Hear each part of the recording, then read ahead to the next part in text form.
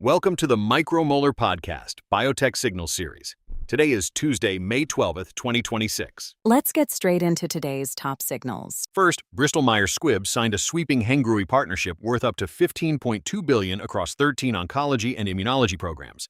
This is a major signal that Big Pharma is leaning even harder into China's R&D speed to replenish pipelines. AstraZeneca's $800 million late-stage program was hit by immunogenicity issues in Phase 3.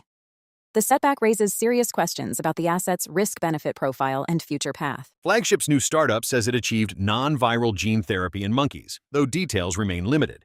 If real and durable, this could be a major step towards safer, more scalable gene therapy delivery. Enterprise reported positive Phase 2 data in cystic fibrosis, succeeding where larger pharma players have struggled. The result could position Enterprise as a serious new entrant in CF if later trials confirm the signal. Rezdiffra is exceeding Wall Street's early expectations as the MASH market takes shape. Strong uptake is important because it helps define the commercial potential of the first real MASH drug wave. Alkermes reported a Phase 3 success in narcolepsy. The win strengthens its CNS pipeline and could open a meaningful opportunity in sleep disorders. Daiichi Sankyo is targeting nearly $15 billion in oncology sales by 2030 through its ADC franchise. The goal shows how central antibody-drug conjugates have become to Daiichi's long-term strategy. Optum Rx launched a pharmacy model built around clearer, more transparent fees.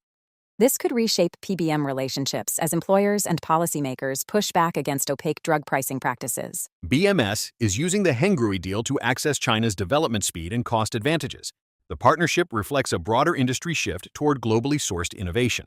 Boehringer signed a new antibody-focused deal. The move reinforces continued pharma appetite for biologics partnerships across immunology and oncology. Inhibrex reported that its OX40 Keytruda combination shrank more tumors than Keytruda alone.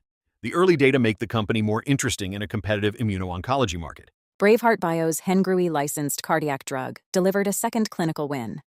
The result further validates China-originated cardiovascular assets being advanced through Western biotech models. Novo found a new home for a previously scrapped Parkinson's cell therapy. The transfer gives the asset another chance under a specialized AI-focused biotech structure. GSK struck a deal to sell a hepatitis B drug in China.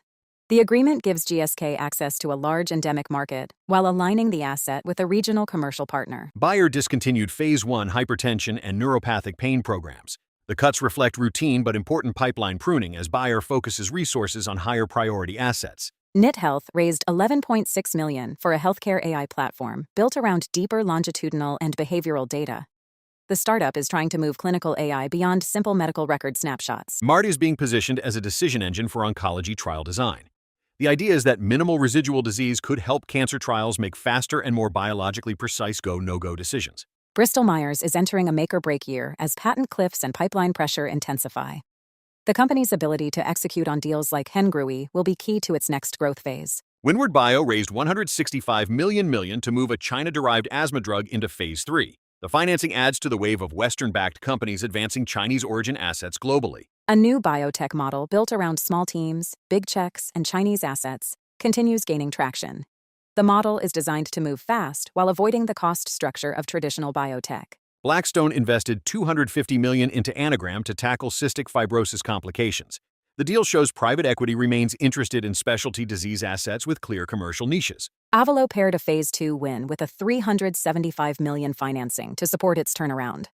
The combination of clinical data and fresh capital gives the company a second chance with investors. Cellcentric raised $220 million to advance its oral multiple myeloma drug toward market.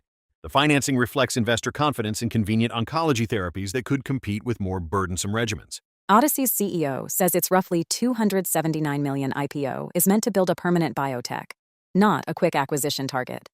That message reflects renewed public market interest in select platform companies. And finally, the broader China asset strategy is now showing up across BMS, Windward, Braveheart, and GSK. The common thread is that Western companies are increasingly using Chinese R&D as a faster, cheaper engine for pipeline building. Those are the top 25 signals for today.